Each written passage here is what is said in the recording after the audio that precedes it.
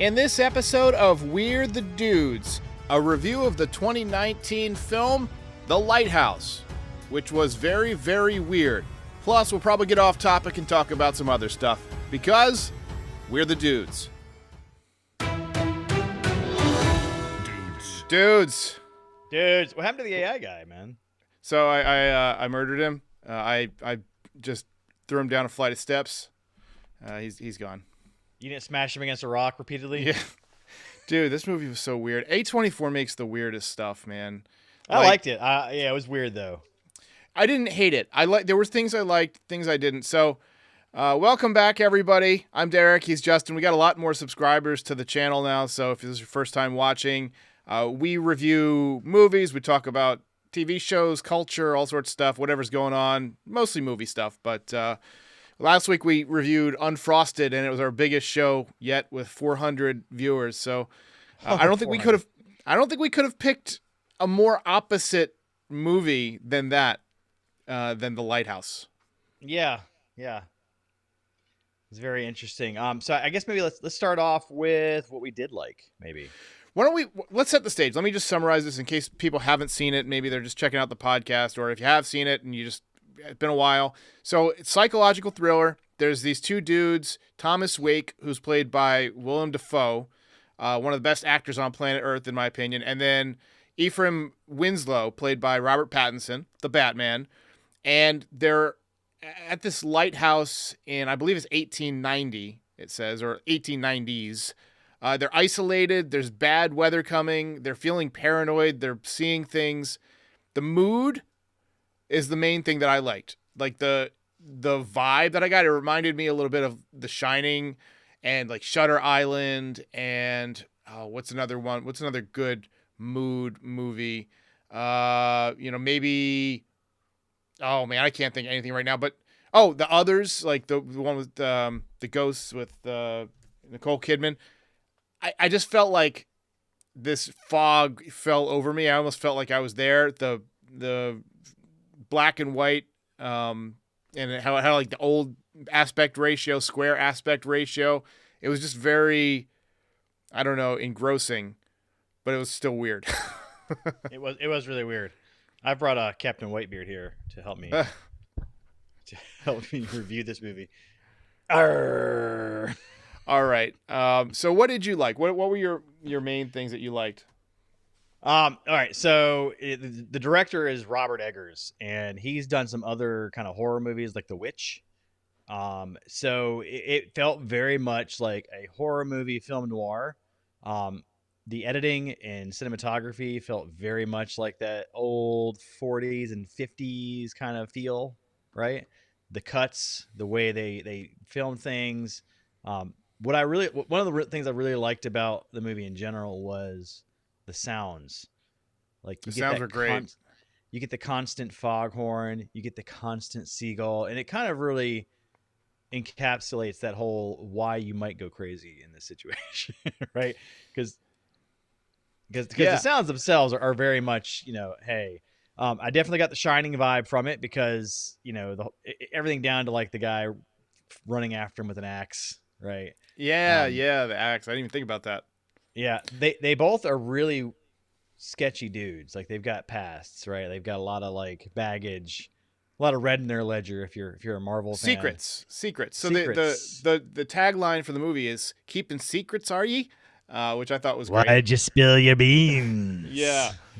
I thought there was some stuff that just, I don't know, really, really annoyed me. The constant siren, like I get the sound is, is part of it, but I just found it repetitive and annoying. And I guess that's kind of one of those things, kind of like Uncut Gems, how it tries to draw you into the anxiety. Yeah. This tries to draw you into the going mad. Yeah. I found it a little bit annoying, but it was immersive. I thought Willem Dafoe's delivery of his lines, like his accent, I had to watch with subtitles because it was so thick and so good. And the way that he recites poetry and delivers monologues, I mean, this might have been like one of his top 2 or 3 performances. I think this is like one of his best for sure. Like I was just like captivated by what he was doing there. And I mean, it's a sea captain, but he just nails it. Yeah. So the seagull with one eye made it creepier. The whole part about how like you know, seagulls have the souls of seamen who have died at sea or whatever like that, and you're not supposed to kill them. And then he just They're- you don't expect him to after that line. You figure he's gonna, well, I'll treat these with respect since they have souls, and then he just obliterates it to a pulp on a rock. That had to be the funniest scene in the movie. Like, he was just Funniest? like, he wouldn't stop. I thought it was hilarious. He was like, "Ah!" This bird is like a pulp, and he's just like, yeah. I Like, found wow, it that guy. super unsettling, very gross. I, so we differ in that opinion. All right. Yeah. I thought it was hilarious. Uh, well, you might be a little bit of a psychopath, but Maybe, No. maybe I've been in a lighthouse too long. the scene where he sees the body floating, and the first time he encounters the mermaid. Later on, they reveal that he saw the guy fall into the logs or whatever, and I thought like that occurred to me that was a flashback, right? So he was seeing the dead man floating, and he went out to it, and then he saw the mermaid. And mermaids are supposed to be like omens for bad, bad luck or what, bad omens, I guess. And then Yeah. like from that point on, like the weather gets worse, and the guys start to go insane. And what did you think about? And this is just a little bit of spoiler when he sees the guy's head, like, and it's got the one eye. Was the guy really there, or is that like a hallucination? That's one thing about this movie that's I think is important to think about is you don't really know necessarily what's real and what's not. At some points, you think that maybe this isn't two people, maybe it's one, right? Mm. Maybe the Willem Dafoe character is a figment of this guy's imagination. Even from the start, he's Thomas Howard, right? He's not actually who he says he is. No Right. one is who they say they are. And what's interesting to me was just the whole love-hate relationship between these two guys, right? The sea captain is just basically making him like his slave, but you kind of wonder like, hey, what happened to the last guy? And you kind of figure out that he probably off the last guy, especially when he Yeah. drops the guy from the scaffolding. Oops. Yeah. And I felt like I really wanted Willem Dafoe's character to get killed. Like I wanted him to die. He just seemed like a prick, like an evil, like dirtbag. He was secretly gonna fire him or I guess put in a report that recommends that he got fired. Even though he's been busting his ass and doing all this work. So yeah, I felt like he was a real piece of shit. So I kind of felt like the axe murder to the head was satisfying. So another interesting thing about it was at the end, it all kind of clicked for me. The very last scene, it reminded me of a Greek myth. And it's the myth of Prometheus, right? So Prometheus, if you don't know the story, steals fire from the gods, gives it to man, and Zeus is pissed. So he says, Prometheus, I'm chain you to this rock, and this eagle is going to eat you constantly every day. It's going to come and eat you. So at the end, this is basically what we see. We see, and spoiler, of course, if you haven't seen it. Actually, you know what? I'm not even going to go to spoiler. That's too much of a spoiler, right? But we see Prometheus myth. People, if you're watching this far into the movie, into this podcast for a 5-year-old movie, I feel like you've probably seen the movie. All right. Well, anyway, he reaches into the lighthouse light, and he starts screaming because it's hot, or maybe it's like something that he can't comprehend with his mind. And then he falls down the stairs for some reason, like all the stairs, and then he ends up out on a rock being devoured by seagulls, alive still. Right, this is punishment for taking whatever was in the lighthouse, whatever, if it was knowledge or light. And then I was like, okay, this has to be a Prometheus thing. So I kind of looked it up afterwards, and the director himself said it was a retelling of that myth as well as the myth of Proteus. And Proteus is like a Greek god, a sea god, and that was the Willem Dafoe character. And when you see him with all his tentacles and barnacles and all that stuff, that's sea god persona, right? So it was pretty cool. Overall, like I think that they had a lot of different genres, a lot of different stories being told at once. That kind of muddied it a little bit because it got a little hard to follow at times. But the acting is so good, and the mood is so good, and the filming is so good that you kind of look past that. You're like, oh, I don't totally understand what happened here. Yeah. But I think that might be part of the point. Like, it's a movie about going crazy, and maybe you shouldn't be able to understand it because maybe you're a little crazy too. One thing I took away from the ending, I didn't get the Prometheus thing because I wasn't familiar with that story, but I did notice that there was like all the logs around him when he was dying, and I thought Yeah. that maybe this entire thing was a hallucination of, like, you know how your life flashes before your eyes or whatever. Yeah. Yeah. It kind of like something that he envisioned while he was dying. You know what I mean? And that Yeah. he Yeah. actually was dying, as a timber, logger or whatever in the Well, water. maybe he really was. Maybe he really was the guy he said he was to begin with, because he took the identity of the guy who he watched die. Yeah. Right. So maybe he really was that guy. At least, I mean, it's open for interpretation. I like movies like that. But what else you been watching this week? Let's see. I've been watching a lot of the new X-Men '97 show. Have Never you heard of watched it. that at all? Did Haven't you ever heard of watch the X-Men animated series? I was not a huge X-Men guy. So that was like right during the years where I was playing a lot of sports and stuff. I just didn't keep up with a lot of, the pop culture at that time. I was in high school and all that. So this is basically like a continuation, or a sequel or whatever to that series from the '90s, which was, I think, really good for the '90s, especially. So it's on Disney Plus, and they're basically doing a telling of this story where the mutants are about to be obliterated by Sentinels and everything. Common storyline, but they have their own country called Genosha, and it's just all about all that. A lot of mutants dying, a lot of deaths. So it's a solid show. 30 minutes at a time. I mean, it's worth checking out. Yeah. They got a lot of the original voice actors from the '90s. Nice. I watched Little Baby Reindeer, which we'll talk about at some point whenever you finish it, which I really liked. It was good. It was addicting. It's pretty short. It's like 7 30-minute episodes. I've been watching some Breaking Bad. I started over on Breaking Bad. Were you a Breaking Bad fan? I did. It's funny. Like me and my wife would try to watch it, and I loved it, and it was a little too intense for her. So we'd watch about 3 episodes and then done. So I got to go back and watch it myself. But right now I'm in the midst of the Curb Your Enthusiasm seasons. I've been watching all the Curbs. So I loved Curb. I love to go back and rewatch Curb, but I don't actually watch the episodes. What I do is I go to like YouTube, and people put together the entire timeline of different characters. So like Marty Funkhauser, right? Mm-hmm. Played by Bob Einstein, I think. He's always fighting with Larry. They argue in every episode that they're together. It's protagonist. Everybody argues. But these two have like a running feud. It's a playful, like friendly feud, but it's a feud, right? Yeah. And somebody put together like an hour and a half long movie of their entire storyline. And I watch it like 10, 12 minutes at a time and then turn it off. There's also one with Richard Lewis. So it was Susie and Larry. It's like Larry's different conflicts over time, and that's a ton of fun.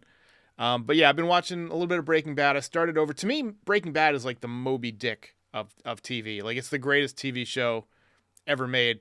So if you haven't watched all the way through, that's something you need to put on your before you die bucket list. This is my 4th time, and I don't watch stuff more than like 2 times, especially TV shows, unless they're really great. So, I've watched X-Files maybe 3 times. I've watched, Sopranos 2 or 3 times. Probably The West Wing like 3 times. And Breaking Bad is my 4th time. I'll probably watch it another 2 or 3 times. And Better Call Saul, which is like a prequel series. It's like a prequel and a sequel series. It takes place a little bit before and a little bit after. Also a must watch because it's somehow kept the same vibe, kept the same kind of style. Have you watched The Walking Dead at all? So I watched through the first 8 seasons of it, and then when there's a scene where Rick gets blown up on a bridge and then he gets flown away in a helicopter. I figured, that's a good place for me to stop. And I thought about stopping, and then the next season I watched like the first episode, and I was like, yeah, I think I'm just going to stop. And then about a month ago, I bought a couple of series. I bought Dead City, which is about Negan and Maggie, and I bought it's called The Ones Who Survive or The Ones Who Lived, something like that. Yeah, Carol and Daryl. No, it's Rick and Michonne. It's Michonne. Oh, the new one. Yeah. So Michonne is searching for Rick, and Rick has been taken captive by this. It's like an underground secret city that's planning to, take over the world in very nefarious ways, and they have very sketchy ways of dealing with people. Like if they feel like somebody's a leader, they execute them. They don't want leaders. They want like people who do what they're told and all that stuff. And it's just it's a mini series. It's like 6 or 7 episodes, and it's just the story of how Michonne comes and finds Rick at that camp, and then them trying to escape. And I thought it was really, really well done. It was nice to see Rick again. He didn't lose anything from the character. Mm-hmm.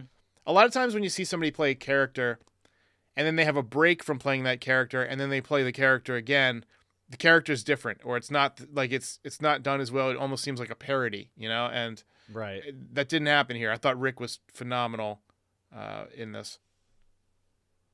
What about you? Are you a Walking Dead? How far did you get?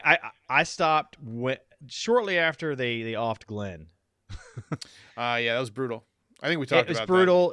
It was brutal, and I thought it was unnecessary and gratuitous, right? And like, I know it happens in the comics, so I didn't think that the storyline itself was unnecessary, but just the way it was handled was just like, come on, man. Like, and I think what really bothers me about the whole thing is, Negan does this, right? And Negan is supposed to be the big bad, and then eventually, like, he becomes like a whole part of their community. Like, yeah, I guess out of necessity of survival, but it's just like, come on, dude, you can't let that go, right? Because Maggie was Glenn's girl, right? And like, she's like, I don't like you, but we gotta work together. Like, no, dude, no. She's got to off him. She's got to take him out. Right, and then in Dead City, they kind of even work together even more closely. Yeah, To me, if I'm in that world, and somebody like Negan kills somebody that I'm friends with or related to or spouse or any of that love stuff. with, yeah, within 30 days, I will either kill that guy or die trying. Like, there's no way, there's nothing that can stop me. I have this friend who said if she ever gets kidnapped by sex traffickers, she wants me to be the one to come looking for her because she knows I'll kill indiscriminately to get somebody back. I would absolutely, I would have taken out Negan. I would have sniped him. I would have figured out a way. I wouldn't have sniped him. What I would have done is I figured out a way to like have one of the zombies get him. Oh yeah, and then like you chain him up so he's alive, but he can't eat. But you're talking to the guy who loved the bird being destroyed in the Lighthouse. Yeah. You're going to a dark place, Justin. I had no. Explain your torture methods. He was such a quiet guy. Nobody would have suspected him. Look, I just have these ideas. All right, they're just ideas. Did you ever watch Fear the Walking Dead? I watched the first season. I really liked it because I liked the idea of let's get on a boat. Let's get away from, that would be my idea of getting away from a zombie apocalypse. This ties in with the Lighthouse now, nautical adventure. I would definitely try and get on a boat because you can feed off the fish. Only thing you would need is fresh water. You'd have to eventually return for fresh water. If you're on a boat in a lake, I don't think zombies can swim, but they will walk like out into the, they'll walk straight out into the water and be floating out there and be disgusting. So I don't think you would want to drink that water. So you got to you got to figure out a freshwater system and get out onto the ocean in a boat, like a super yacht that has, 1 million gallons of water stored up that you can drink. Yeah, I think if you could just like become friends with Jeff Bezos, everything would be fine. But I don't think he wants you to be your friend. I don't think he has real friends. Do you think it's even possible to have friends when you have, $300 billion in?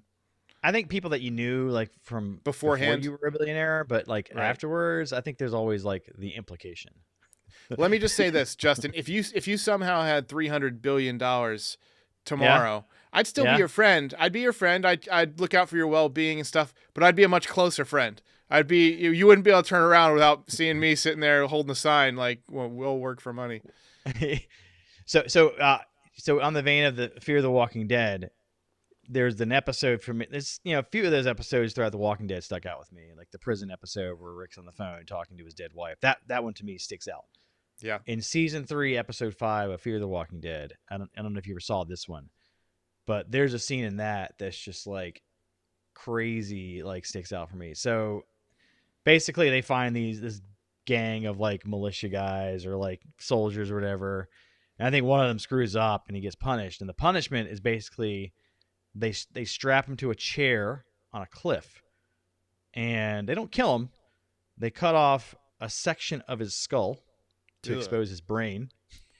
He's still alive, and the crows come, Oh. and they're like, and that's just like, man, that is like, I think it was an old like Indian method of torture or like punishment. Well, but just like your brain God. doesn't have feeling. Your brain can't feel anything. So at least you wouldn't feel the crows. But that would still. No, but he's like. Did you ever see the movie Hannibal, the sequel to Silence of the Lambs? I didn't see that movie, but I heard about it. Yeah. Yeah. So there's a scene where Ray Liotta, he plays kind of like the corrupted FBI agent or whatever, and he's trying to stifle Clarice Starling's career, and Hannibal escapes, and he's like in love with Clarice. So these three all end up in a house together, and Hannibal drugs Ray Liotta's character, cuts off his skull, and then cooks his own brain and feeds it to him. Like, he makes him eat his own brain. It was kind of genius, but I enjoyed that. See, you got it in you too, right? Yeah, I mean, I probably have a lot more darker thoughts than you might hide it better. Yeah, I mean, when you get used to hiding it, you blend in. Like Ted Bundy, nobody would have suspected. I'm not saying that I'm Ted Bundy, but I definitely have the dark passenger, like everybody does. I try to ignore the dark passenger because it can be very dark. And that's a Dexter reference, of course, which was another great series. Dexter's awesome. Except for the last season sucked. But the reason I started watching Dexter is because I had this friend named Chris Wynn, and he worked with me at this software company, and he said, "Do you watch the show Dexter?" And I was like, "No, what is that?" He says, "Dude, you are Dexter." And I was like, "What?" And I was like, so I started watching it, and I'm like, well, I don't really kill people, but I definitely I've always felt like, I'm in touch with my shadow self, as the psychologists would call it. I know that I have dark thoughts, but everybody has dark thoughts, so, but I just how much plastic have you bought in the last 2 years? Like rolls of plastic. No plastic, unless I'm painting. No plastic. But I do, I'm not afraid to look at the recesses, the dark recesses of the internet, just out of curiosity and stuff like that. I've thoroughly examined JFK's autopsy photos, looking for signs of a second gunman. So I've seen my share of dark shit. I just choose to not indulge in the dark stuff. Mm-hmm. I don't believe in free will. I don't believe, there was a big study that said all these scientists came to a conclusion that there's no free will. That basically everything it's like a static universe, and that everything is kind of, predetermined or whatever. So I don't know, maybe one day I will be Dexter Morgan, but for now it hasn't happened yet. It hasn't happened to me. So the healthiest way to deal with that is just to write about it and create TV series and make money off that. Yes. They say, so it's funny because I don't believe in free will, but I act as if there is free will. I think we all do. And they say that if you're having dark thoughts about something, or you hate somebody, or want to destroy someone, you should just write it down in detail. I want to chain them up and have crows eat their brain or whatever. And then it makes you feel better, supposedly. Right. Yeah. So I don't know. So Mine's a weird thing. It is a weird thing. So the director of this movie, of the Lighthouse, Eggers, right? Yeah. He also did a movie called The Northman. Do you remember? I've heard about that. But I didn't watch it. So that might be another one we need to check out. So it's basically like a Norse, Viking type of thing, right? And Willem Dafoe is also in this, right? And same director. I'm guessing it's going to be really brutal. Have you seen it? I have not, but it looked interesting. So that might be another one for the list here. I like brutal movies. I like. Have you seen the movie Sisu? It's about. No. It's like John Wick versus Nazis. It's pretty good. Okay. So. Anyway, I am fucking tired today, man. So this has been a crazy week. I've been So I've been working like 7 a.m. until 5 or 6 p.m. and then the Yankee game comes on at 7 and I do the show and the pod. So I feel like I've been in this chair all week. So I kind of want to wrap it up. Any final thoughts? Any final thoughts here? Yeah. So I just want to ask you, what's your favorite 2 Willem Dafoe roles? So there's a movie called Inside where he's like and this just came out, I think, a year ago, where he is like a thief or whatever, and he goes into this rich guy's apartment to steal stuff, and the security alarm like locks down the building, and he can't get water, he can't get food. He basically becomes a prisoner who's starving and dehydrating, and he was amazing in that. And then Platoon, he was in Platoon, and I thought he was great in that movie, which is like I don't know if you've ever seen Platoon. It's a 70s movie about the Vietnam War, maybe 80s, but Charlie Sheen, 80s, whatever. But yeah, he was in that. I thought he was great. Yeah, and this is like top 3 now. I think this was probably his, definitely top 3, but one of his best for sure. Yeah, this is one of his best. I think probably his best. Last Temptation of Christ. I have not seen that, but I own that. I for some reason I'm not religious, but I like Jesus movies for some reason. I liked The Passion of the Christ. There's one recently called I'll think of it. I think it's called The Chosen or The Witness or something like that. Recent Jesus movies. I'm going to Google. You take over for a second. Yeah. So yeah, this one is a Scorsese movie, and it got a lot of controversy when it came out because it didn't depict Christ as like this godlike figure as so much as a normal dude who has normal needs, normal feelings, likes ladies, right? I mean, so people got really mad about that, but it's really well done. Willem Dafoe is excellent in it. Harvey Keitel's in it. He's Judas. Love Harvey Keitel. Yeah, so solid cast, great director. Interesting movie. I think it's worth. Scorsese might be a good topic for podcast. He definitely would be something we could spend. There's several movies we could go through. So I'm looking for this Jesus movie that I bought that was really, really good. It's about this, I forget what it's called, but it's about this skeptic who goes to investigate the stories of Jesus.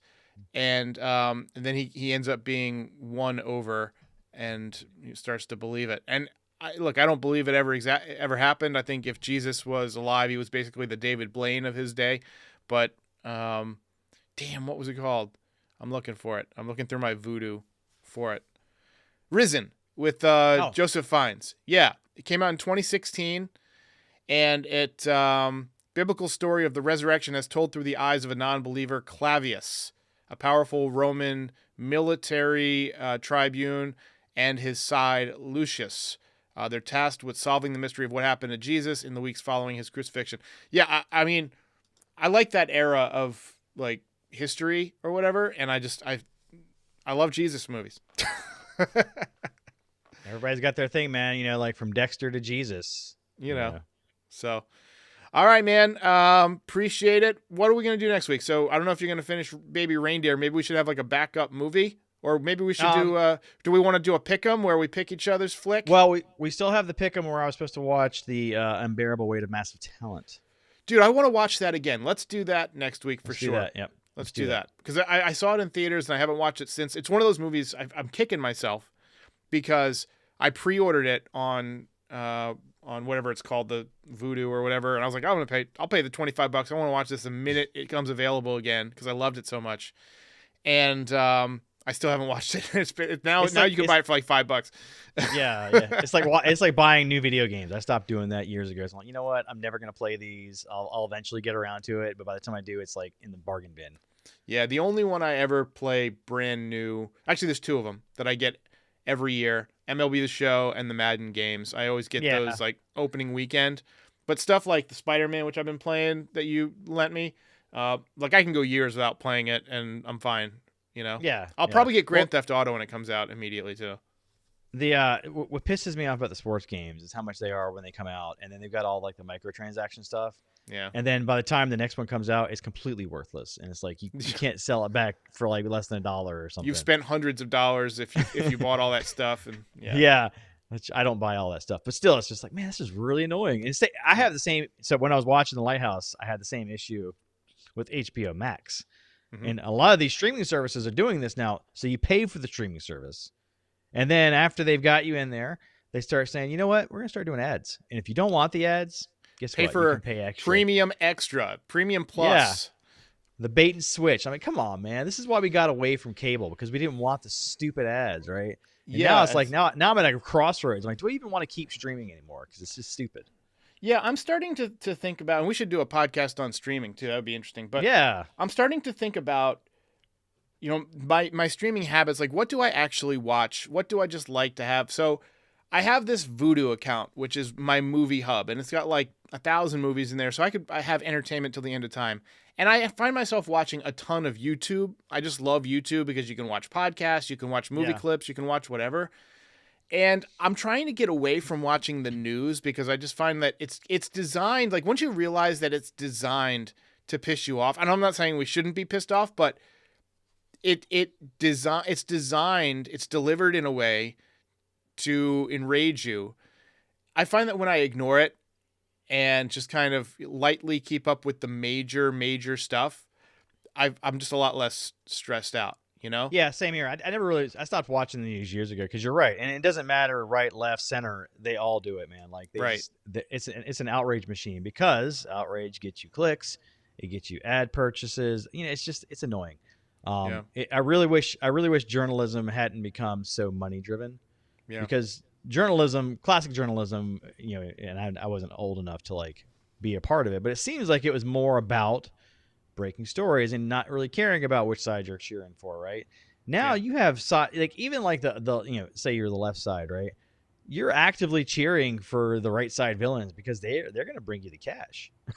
You're boosting them up. You're like, hey man, this guy, he's great. The other guy is not so great, but this guy's great because we really want you to like click on our links.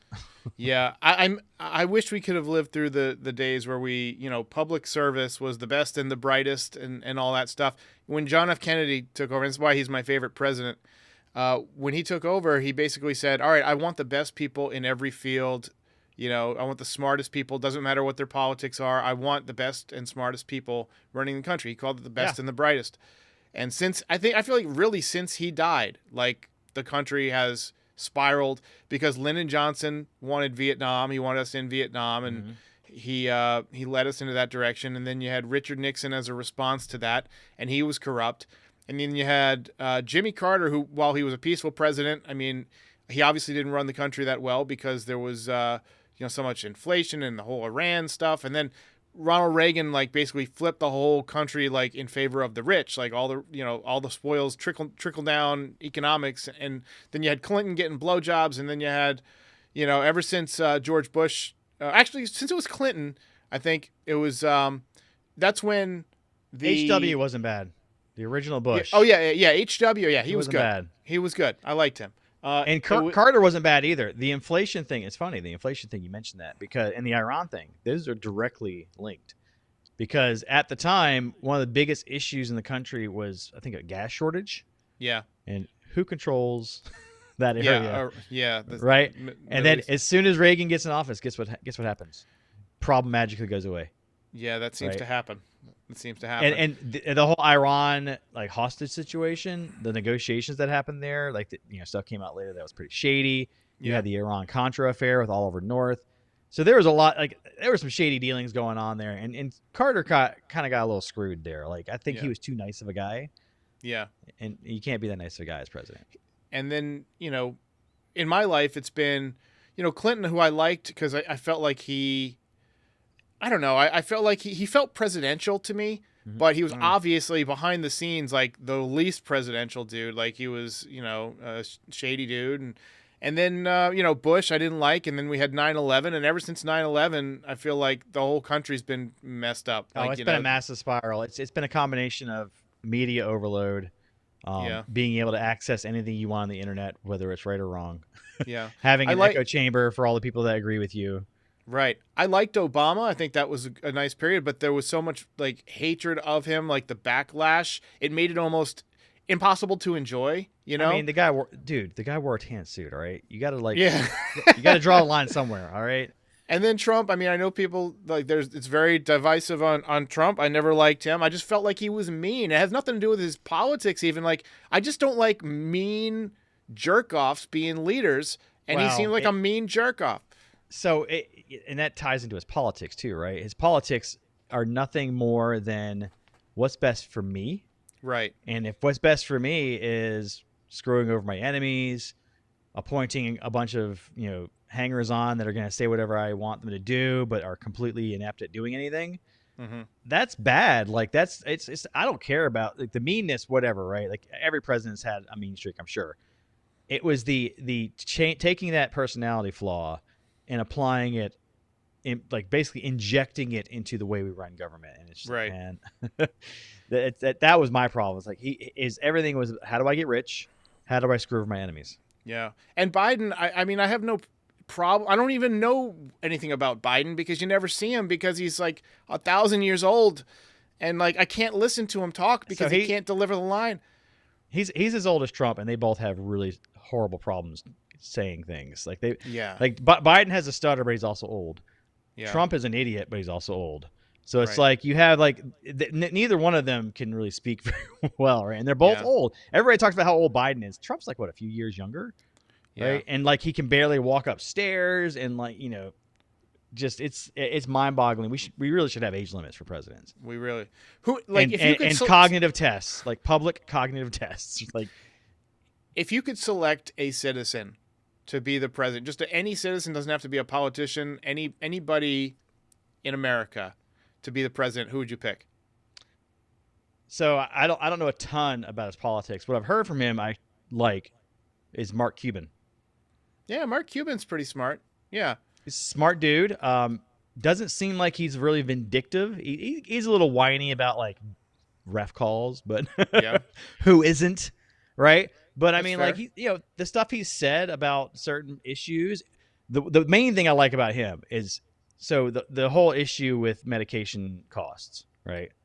Like skyrocketing, EpiPens costing so much. Just these common things that people need in this country, just outrageously expensive unless you have insurance, which is also expensive, right? So he basically hacked the system and created his own website to allow you to buy these drugs, these things that you need, way cheaper, right? So creating a competitive landscape that makes it more like these large pharmaceuticals have to start thinking about, oh, well, they can just get it from this website a lot cheaper. Maybe we need to rethink this. But that, having the money to do that and then doing it, because a lot of these guys have the money to do it, but they don't do it. And then don't do it, yeah. They buy like fucking giant yachts, like Jeff Bezos. Like, oh, I'm gonna go on my yacht when the zombie apocalypse comes. Mark Cuban would be like, I'm gonna make a drug company that makes it affordable for people to get medicine that they need. And it's like it doesn't get him any. I'm sure he's not making a ton of money off that, but it's just the whole idea of he saw a problem, he had tons of money to fix it. He's like, you know what, let's do it. I think my president would be Bob Costas, the sports announcer. I like him. I don't know, man. He's well spoken. He is well spoken. He articulates things very well. That's all I want from a president. I want somebody who takes in the facts, considers them, and redistributes them in a way that I can understand and that makes sense to me, and hopefully others. That way we can get everybody on the same page. I don't want my president to be a guy that probably got stuffed into a locker a bunch. I mean, that dude got stuffed into a locker. I mean, he probably got stuffed into a locker, but then, he might have that resolve. I'm not going to get stuffed into a locker again and just, what he'll do is he'll tell you about how he won't get stuffed into a locker for an hour. And then you'll just be so bored by the end. You're like, I don't want to do this anymore. I don't want stuff in locker. All right. Speaking of, I don't want to do this anymore. I got to call it a day. Out. Let's get out. I'll catch you. Get out. We were the dudes. The dudes would like to thank you for watching and remind you that if you've made it this far, you should probably just go ahead and subscribe. Let us know what movies, shows, or topics you'd like to hear the dudes discuss on a future podcast. We'll see you next time.